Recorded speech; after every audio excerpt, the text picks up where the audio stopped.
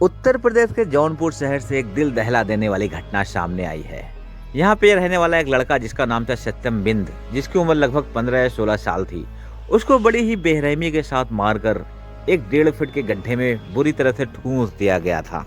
और इधर सत्यम की घरवाली हत्याकांड से बिल्कुल अनजान अपने अपने काम में जुटे हुए थे। तभी शाम को गांव में अचानक से शोर शराबा होने लगता है और काफी संख्या में पुलिस बल इकट्ठा होने लग जाता है। और फिर गांव के लोगों को जानकारी मिलती है कि पास के ही झाड़ी में गड्ढे में एक लाश दफन है और वो लाश बिल्कुल सड़ गल चुकी है। ऐसा लग रहा था 3-4 दिन पहले इसको यहाँ पे दफनाया गया था। उधर गांव वाले वहाँ पे इकट्ठा हो जाते हैं और सत्यम के घर वाले भी खड़े होकर ये सारा मंजर देखते रहते हैं। पुलिस लाश को निकालती है और लेके थाने चली जाती है पोस्टमार्टम के लिए। और जब इधर आनंद फानन में पता लगता है कि सत्यम भी घर से लापता है और जब शिनाख्त के लिए उसे बुलाया जाता है, जब सत्यम के घर वाले वहाँ पहुँचते हैं तो उनके पैरों के तले से जमीन खिसक जाती है। तो चले चलते हैं कहानी के तह तक और जानते हैं कुछ हैवानों की हैवानियत की कहानी, जिसने एक मासूम से लड़के को, जिसकी उम्र महज 15 साल थी, उसको बड़ी बेरहमी से मार दिया। और घर वालों का कहना है कि उसके साथ गैंग रेप भी किया गया है, उसके साथ बलात्कार किया गया है। इस कहानी की शुरुआत होती है उत्तर प्रदेश के जौनपुर जिले के अंतर्गत आने वाले सराय खोजापुर थाने के अंतर्गत आने वाले एक गाँव से। गाँव का नाम था लपरी गांव में उस वक्त हड़कंप मच जाता है जब वहां पर अचानक से पुलिस की एक टीम पहुंच जाती है अपने कुछ अधिकारियों के साथ, और कुछ जवान भी थे।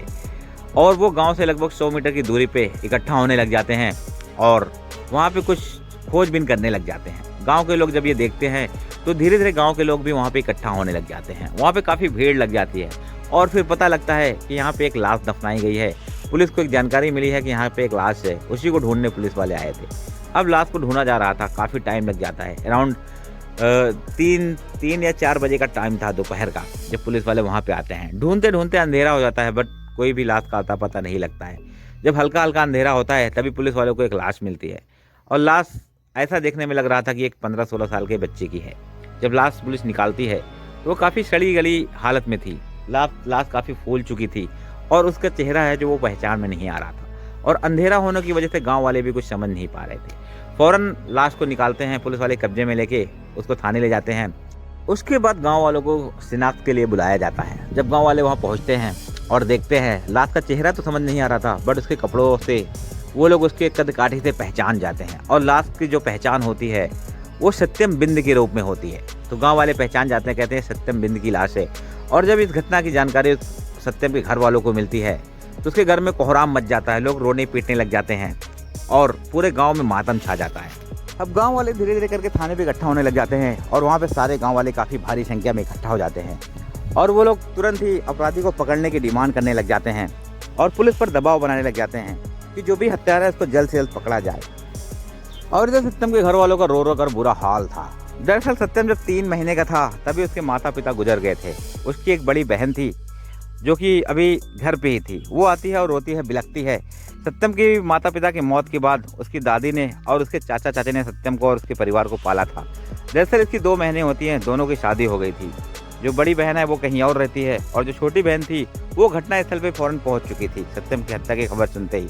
जब मीडियाकर्मी उसकी बहन से बात करते हैं तो सत्यम की बहन ने आरोप लगाया कि उसके भाई के साथ दरिंदगी भी की गई है। दरअसल उसके साथ दुष्कर्म किया गया है और कई लोगों ने मिलकर उसके साथ सामूहिक बलात्कार किया है।